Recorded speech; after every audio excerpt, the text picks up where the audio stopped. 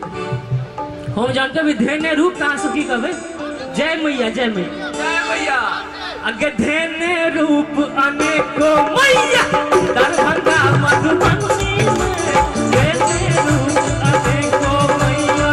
दरभंगा मधुबनी में धेने रूप अनेको मैया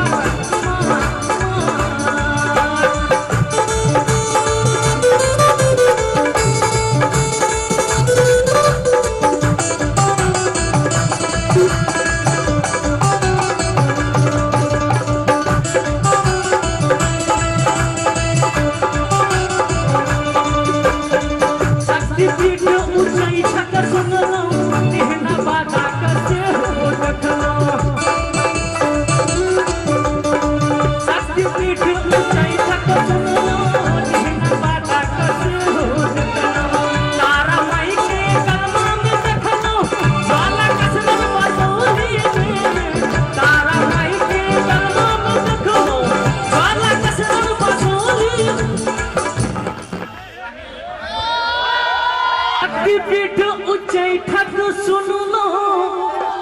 अडिहना बादा कसे हो देख लो तारा माई के गलमा में देख लो ज्वाला कसरर बसोली में तारा माई के गलमा में देख लो ज्वाला कसरर बसोली में